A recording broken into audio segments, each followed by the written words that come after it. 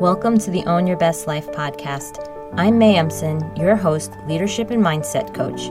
Here, we talk all things spiritual, mindset, business, leadership, and wellness for the modern seeker who wants to align their life with purpose and inspiration. We'll cover career changes, stress management, meditation, energy, intuition, and more.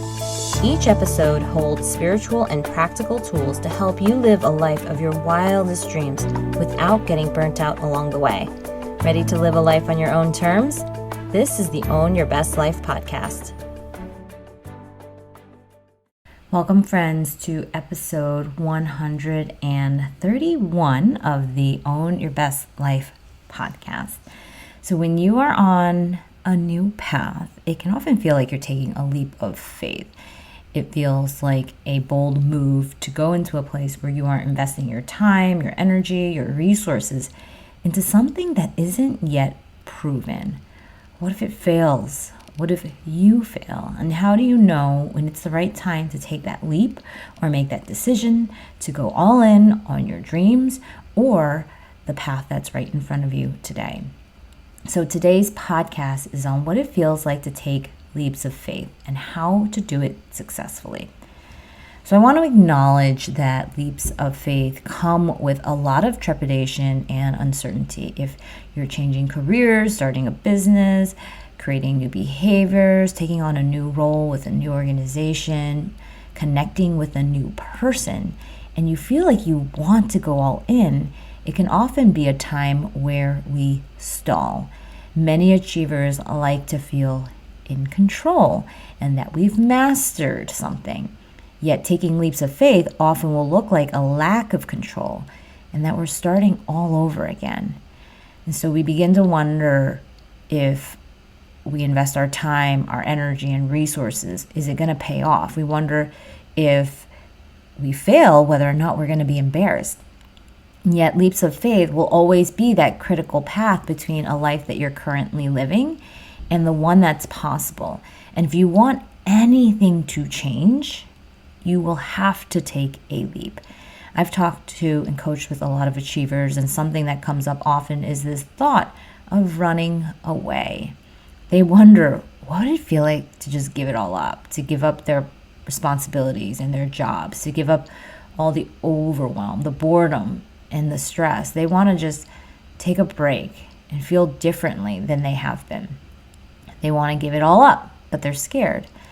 And faith is required for living in this world. We think faith sometimes is only reserved for those who are religious or highly spiritual. But we have faith guiding us in our basic assumptions in how the world works. We take risks every day in our businesses and lives. We don't see them as leaps of faith because we're used to these risks. We're used to doing calculations in our head or on our machines, on ROI, or assessing people. We're used to making decisions for how to plan for what's next in all the ways we've already done. What you're not used to is this exact flavor of faith. It's very likely that the leap of faith you're thinking about is new to you. Perhaps you're growing your scope. Maybe you're taking on new challenges, opportunities, and therefore you're taking on different risks. And there's more on the line because you're handling more now. You have to make choices that involve more people, more money, more time. That is a leap, and that is one kind of leap. You might also be taking a leap of faith that is about you doing something that feels like a change from the way you've been living or working.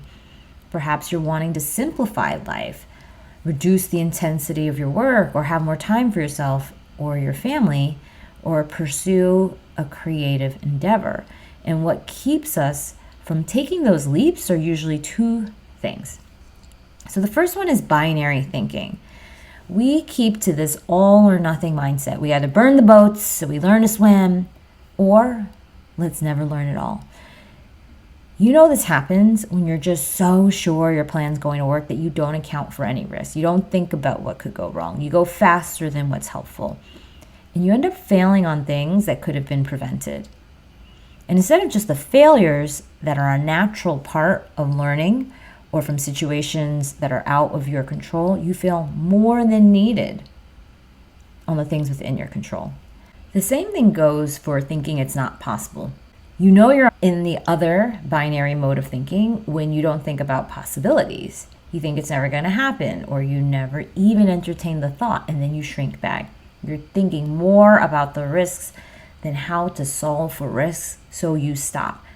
You decide that your need for control outweighs your need to grow. You avoid making new connections. You might even self-isolate, and you try to reduce any unknowns by reducing what you experience in life. Neither of these modes of thinking are very skillful if you use only one of them. You can, however, use both of them, and you can find the middle way that allows you to move at a pace that you are comfortable with. You can take risks while feeling safe and a bit breathless. You can stretch yourself without getting to the point where you break. The other thing that keeps you from taking a leap of faith are others' thoughts, other people's opinions. You think more about what others would find to be good, honorable, or worthwhile than you do about what you think to be good, honorable, or worthwhile. You know your worth mostly through the external validation of others. And you know this happens when you find yourself becoming whatever anyone wants you to be, or when you resent people. This often looks like people-pleasing or rebellion. Both are due to a decision to take an action due to an external authority. And people-pleasing is to not upset an external authority. But rebelling is to resist an external authority. And authority is a loose term, but authority meaning an object, whether it represents a people, a place, a community, or a thing that you think represents some kind of opinion. And there are completely valid reasons for wanting to people please or rebel. Yet if you know that the only thing that keeps you from taking that leap of faith is other people, you are at a place where you can decide. You can decide that this is the time when you'll start listening to your own inner voice more, because the risks of not doing so are greater than the rewards of listening to others. Or you can decide that this is not worth the risk, that the risks of what other people think are too much for you now to bear. And it's important to note that this is your own path to take. It is your own path to make. Some people are so used to hearing other people's voices before they hear their own that they don't know what their own voices sound like.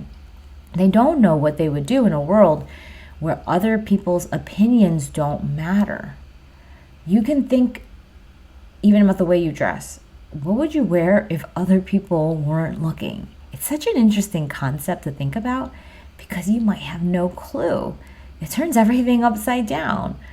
Yet, how much are we doing for others in our life? So much. And it's really so clarifying to see the way we look outside ourselves before we look inside ourselves. And if you can start to look inside yourself more often, you'll find yourself taking more leaps of faith. Not because you're willing to tolerate more risk, but because you're more able to see that what you're looking to do isn't such a leap of faith anymore. If you're looking to switch jobs, create a new career, invest in yourself or other people in new and different ways, it's often not a leap of faith. It's not as far of a jump as we think it to be. There are also so many ways for you to do it in a way that feels safer or simpler. You get to create a new life with the myriad of options that support you. If you're worried about risk, you get to decide the pace of your life and journey. And the hardest part will be letting go of that sure footing for long enough to reach the other side. So just remember that it's not supposed to feel normal until you get to the other side. A new standard, a new way of living is what is waiting for you. And I hope you take your leaps of faith, friends, no matter if you start with the small ones. They matter because you matter. And each time you try something new towards the life you're creating and the person you're becoming, it becomes a habit. Taking leaps of faith will no longer be abnormal, take a huge amount of energy from you. They'll be the only way you know how to do life. And you'll remember all the times you've taken them and the ways in which you've made it work every single time. And this is your new reality. What's most interesting is that as soon as you commit to do whatever it takes to support yourself through your new leap of faith, and you let go of that need for control, you will become open to whatever happens. And that openness is the key for you to be able to actually receive the results that will come for your highest good. Often, this is where grace fills in the gaps. I can't tell you how many times this happens. As soon as you commit and decide to do the thing, you put down the money, you take the different role, you ask for your needs, you step into that next action that feels a little bit scary, you will suddenly see something entirely expected come through for you. Someone will support you that you weren't expecting. When you take the steps that are aligned from your heart to your brain, you will be supported. Try this for yourself and see what happens. Can you move forward to experience this for yourself? That is your work this week, my friends, and for your entire life. This is a journey and it's a practice. So, if it makes sense for you to explore spiritual achievement coaching, where we work to develop all the skills of intuition, energy management, so that you can achieve your personal and business goals with spiritual fuel and energy, then I invite you to join me by reaching out at www.mayemson.com/contact. You won't want to miss our next Spiritual Achiever Retreat coming at the beginning of next year. There will be live teachings on time and energy management, intuition development, leadership, and life design. We will go deep, and it is all through the time when we get to connect with other spiritual achievers who want that same kind of joy, that same kind of peace and impact in this lifetime. I cannot wait to do this with you all. If you're feeling the call, if you want to know more, reach out at www.mayemson.com/contact. So that's it for this week, my friends. Have an amazing one, and I will talk to you next time. Thanks so much for joining us this week on Own Your Best Life. Make sure to subscribe to the show on iTunes or wherever you listen to podcasts so that you'll never miss a show. And while you're at it, can you please rate and review on iTunes? I would so appreciate it. Share it with a friend, take a screenshot of it, and tag @MayEmson. This helps continue to get the word out. For more show notes and resources, check out www.mayemson.com. You'll have all the links to everything you heard here today. Thanks so much for listening. It's time to own your best life.